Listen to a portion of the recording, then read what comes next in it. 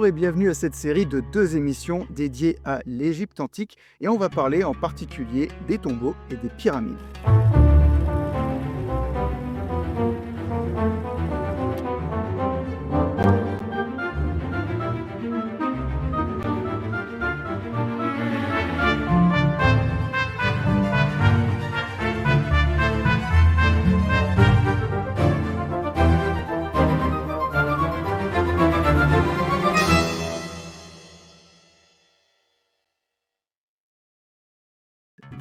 Alors, beaucoup de mystères circulent sur les réseaux sociaux, faisant des pyramides les plus grands mystères du monde, ainsi que par les marchands de livres à sensation, en ne parlant toujours et toujours que des pyramides de Gizeh. Or, résumer les pyramides uniquement aux édifices de Gizeh, ça n'a aucun sens. Car contrairement aux gens qui croient à ces bêtises, le sujet des pyramides est en réalité très bien documenté. Alors, il reste quelques petites parts ombreuses évidemment qu'on va voir aujourd'hui dans cette émission. Et t'as pas trop chaud là en Égypte? Bah non, ça va, on est en décembre, il fait 22 degrés de moyenne. Mais bref, on va commencer tout de suite par une petite présentation de l'Égypte antique. S'il y a bien un élément naturel qui fait que la civilisation égyptienne n'aurait pas existé, c'est bien le Nil. Véritable colonne vertébrale apportant la vie au milieu du désert, le Nil est le lien vital des Égyptiens pour l'alimentation, le transport, la communication, l'irrigation et le contrôle étatique.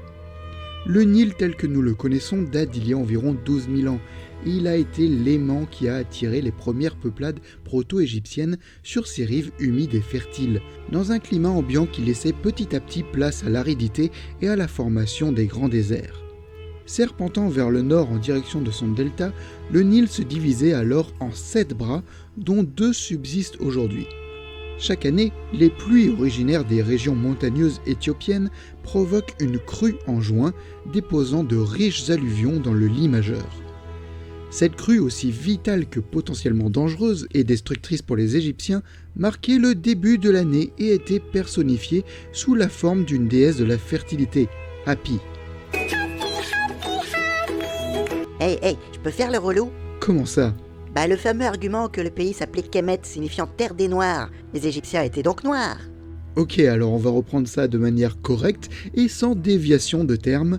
Les Égyptiens voient leur terre partagée entre le désert, Décheret, en ancien égyptien, signifiant terre rouge, et la vallée du Nil fertile et son delta, appelé Kemet, en égyptien ancien, signifiant terre noire, et pas terre des Noirs. Ça signifie donc plus la couleur du sol et la représentation de la fertilité, et rien d'autre. De quoi casser l'argumentaire afrocentriste qui modifie le terme Kemet en terre des Noirs, ce qui n'a pas de sens en parallèle de Décheret, terre rouge. Oui, sinon devrait y avoir la terre des rouges. C'est qui les rouges, hein? Le débat fait souvent rage, pour les afrocentristes tout du moins, d'affirmer que les Égyptiens antiques étaient des Noirs africains. Auparavant, jusqu'au milieu du XXe siècle, c'étaient les érudits occidentaux qui attribuaient l'essor égyptien à une population blanche. En réalité, aucun des deux n'a raison. La population égyptienne était d'origine africaine, mais non noire. En effet, il y a une grande continuité entre la population antique et la population égyptienne actuelle. Ça ne veut pas dire qu'il n'y avait pas d'autres cultures au sein de l'Égypte antique. Au contraire, l'immigration était fréquente surtout à partir du Nouvel Empire, et les immigrés étaient rapidement acculturés au sein de la population. Géographiquement, l'Égypte est divisée en deux. La Basse-Égypte, représentée par le verdoyant delta du Nil au nord, et la Haute-Égypte, étroite bande de terre arable le long du Nil au sud. Vers la fin du 4e millénaire, des souverains du sud entreprennent d'unifier les principautés qui étaient alors indépendantes jusque dans le nord, formant par là la période prédynastique et ouvrant la voie vers les premières dynasties égyptiennes. Narmer est le premier souverain de l'Égypte unifiée vers moins 3100. Les souverains installent alors leur capitale à Memphis, à la jonction entre Haute et Basse-Égypte, et elle le restera durant tout l'Ancien Empire. Durant 3000 ans, l'Égypte va laisser dérouler une longue liste de centaines de pharaons, dont pour beaucoup nous ne savons quasiment rien, répartis en 32 dynasties sur différentes périodes, l'Ancien, le Moyen et le Nouvel Empire, séparés par des périodes d'instabilité politique nommées périodes intermédiaires, puis finissant par la Basse Époque et la période gréco-romaine. Ces dénominations sont récentes afin d'organiser l'histoire égyptienne pour les égyptologues, Mais néanmoins, un premier concept de dynastie existe déjà durant l'Égypte antique, écrit par un prêtre égyptien, Manéthon, au IIIe siècle avant Jésus-Christ, qui répartit tous les pharaons en 31 dynasties ou maisons régnantes. Les textes et représentations évoquent 3 voisins de l'Égypte, les Libyens à l'ouest, les Nubiens au sud et les Asiatiques au nord-est. La position de l'Égypte entre les civilisations levantines et celles aux influences africaines lui permettent de tirer des avantages tant sur le plan économique que culturel. Les Égyptiens vont adopter nombre d'innovations issues des cultures voisines, notamment en matière de technologie militaire, de fabrication textile, d'artisanat, de religion, littérature et langue. En retour, la culture égyptienne se propage jusqu'en Nubie et Palestine. Certains de ses voisins domineront même l'Égypte pendant certaines dynasties de la basse époque, notamment les Perses ou les Koushites. Mais rentrons dans le vif du sujet en parlant des pyramides. Alors, une seconde émission reviendra en détail sur l'évolution de celles-ci et quelques exemples de pyramides qui existent toujours aujourd'hui, autres que celle de Gizeh. Mais déjà, on va aborder la construction et le pourquoi des pyramides. Déjà, il faut comprendre qu'une pyramide n'est pas un monument unique construit seul. Elle s'entoure d'un complexe funéraire. Ce complexe funéraire ou mortuaire est un ensemble d'édifices construits simultanément pour l'inhumation du pharaon défunt. Construit généralement de son vivant, cela pouvait prendre plusieurs années, surtout pour les complexes comprenant une pyramide. Ces complexes abritent notamment la chapelle funéraire ou salle des offrandes, et certains temples funéraires peuvent prendre des proportions impressionnantes. C'est un lieu accessible aux visiteurs pour accomplir des rites et faire des offrandes de nourriture et boissons en l'honneur du culte du défunt. On va y trouver également un temple de la vallée, servant à la préparation des rites funéraires et de la momie avant son inhumation. Une rampe d'accès ou chaussée, un mur d'enceinte, des fosses à barques funéraires et une série de pyramides satellites qui peuvent être dédiées à des reines ou au culte. Gna gna gna, c'est faux. Pourquoi ce seraient des tombes alors qu'on n'a retrouvé aucun corps dedans? Et quel idiot a dit ça encore? Parce qu'on a trouvé nombre de corps et de sarcophages dans des pyramides, mais pas toutes, certes. Dans beaucoup, effectivement, elles sont vides, tout simplement parce que les pyramides ont eu près de 4000 ans pour être pillées, et cela dès l'Antiquité. Tout ça pour aller voler les richesses qui étaient autour des corps, qui généralement étaient également volés ou détruits. Et il y a un autre indice qui confirme la nature de ces ouvrages, mais j'y reviendrai après. Bref, pourquoi cette forme de pyramide? Et pourquoi on la retrouve partout autour du monde? Ouais, c'est bizarre, hein? Pas vraiment.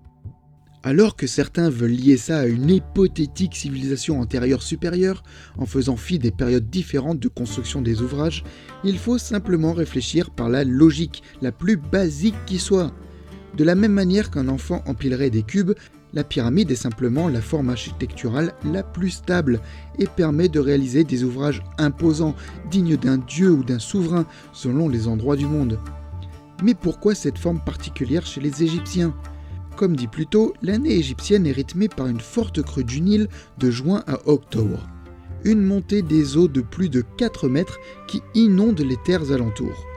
Au retrait des eaux, le limon fertile laissé par le fleuve permet aux plantes de repousser, marquant une renaissance de la vie.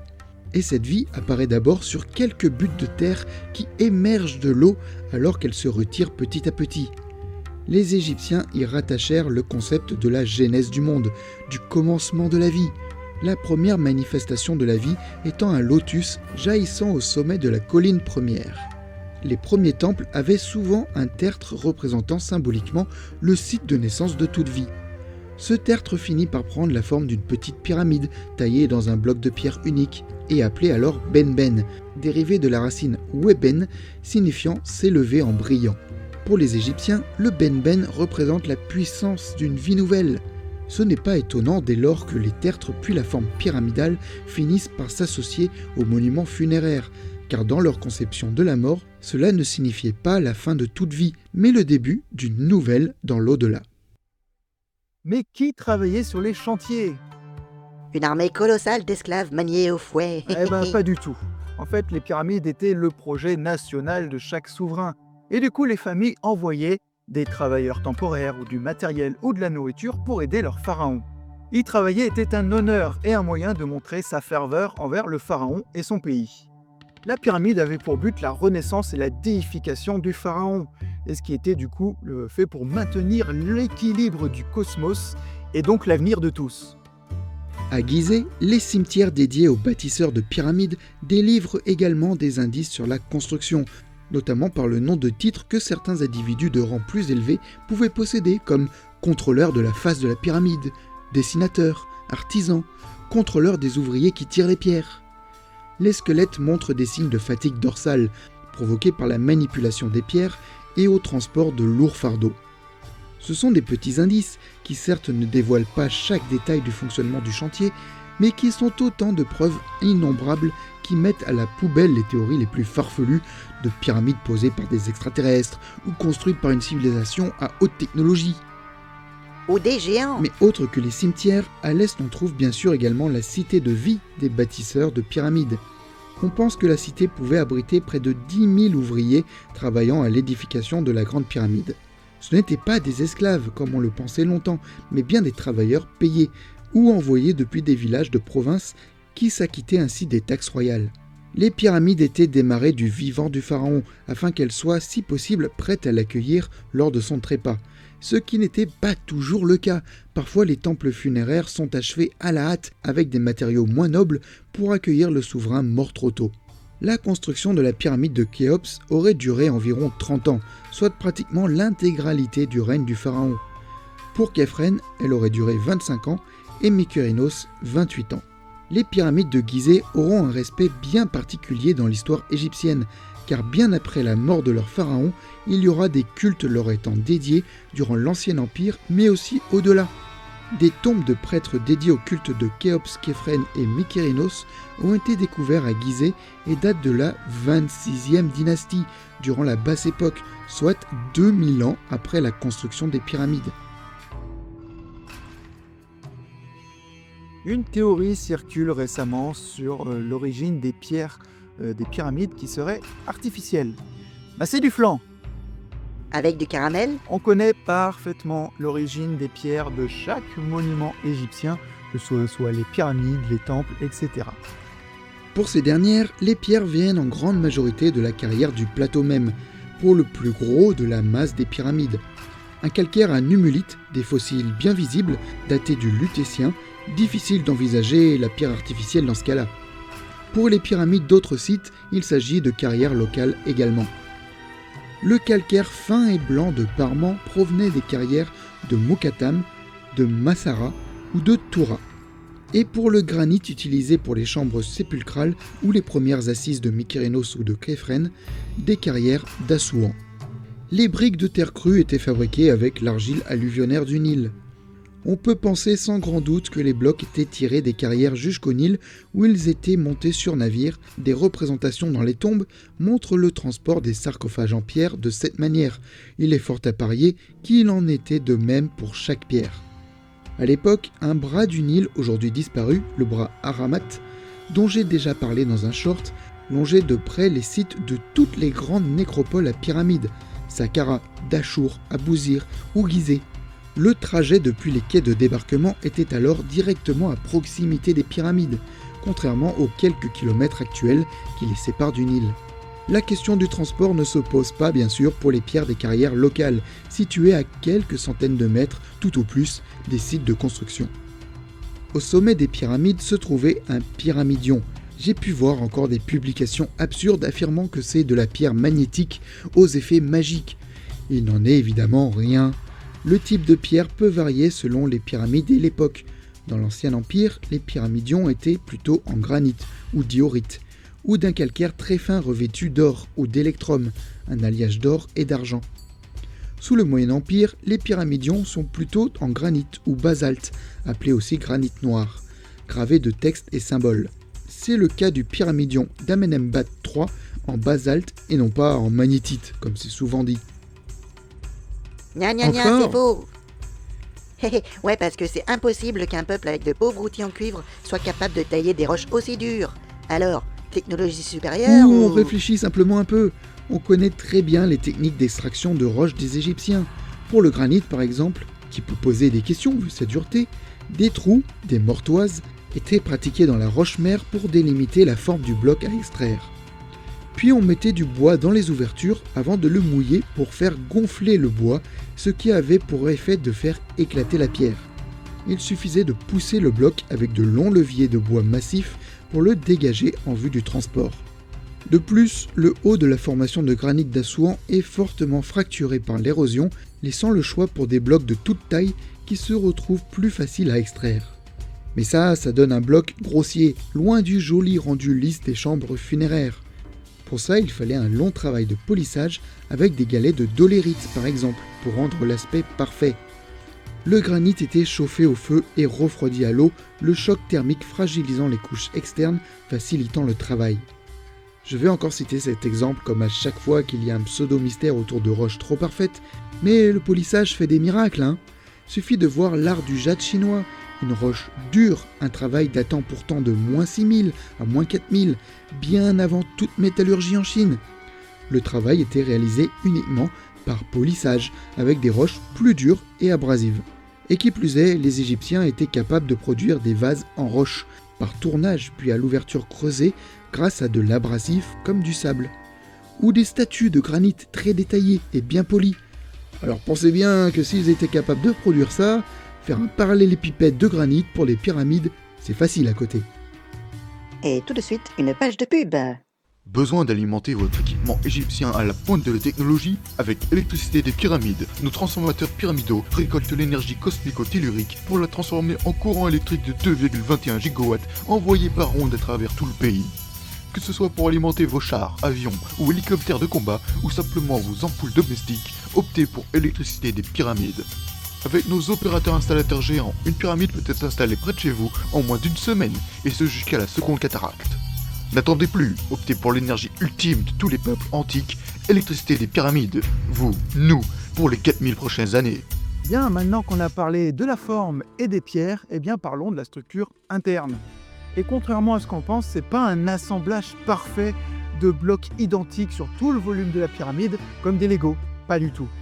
La plupart des pyramides sont composées d'un noyau de pierre ou de briques crues qui constituent la masse du monument.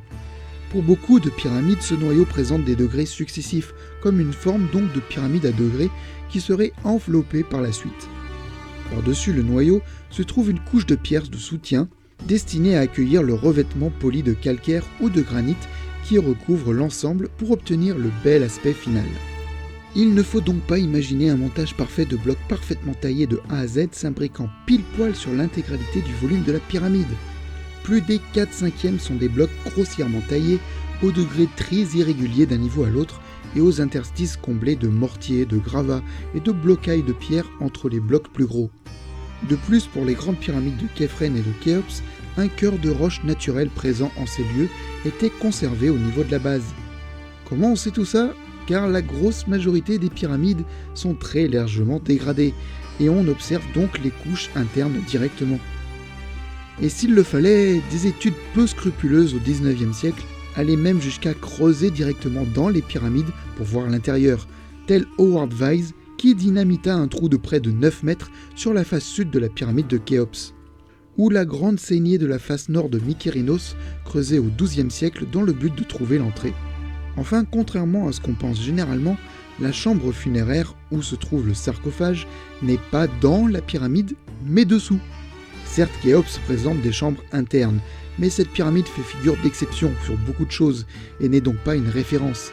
La très grande majorité des pyramides ont une entrée orientée au nord. Le temple funéraire situé à l'est n'est donc pas une entrée vers l'intérieur de la pyramide. L'entrée nord donc amène à une descente, creusée dans la roche sous la pyramide, sur quelques mètres ou dizaines de mètres selon la taille de la pyramide, pour aboutir aux appartements funéraires de forme variable. Bon, mais hormis leur âge de plus de 4000 ans, pourquoi elles sont toutes pourries comme ça, Eh bien, les pyramides durant en le général? Moyen-Âge, les carriers coptes puis musulmans ont rapidement utilisé les pyramides comme carrières de pierre, vu les pierres de très bonne qualité qu'elles offraient.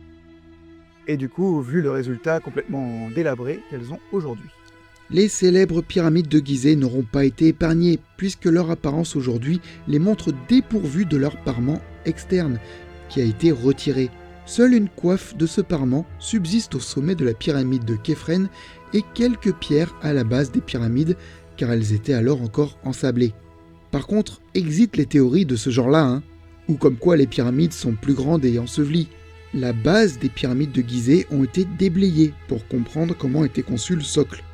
On a aussi bien la trace de l'excavation d'origine dans la roche-mère, servant à poser la plateforme de fondation puis les premières pierres, qu'un encadrement de trous à espace régulier entourant la pyramide à quelques mètres de leur base, devant servir de ligne de référence pour aider à la construction pour le traçage du carré le plus parfait et orienté possible.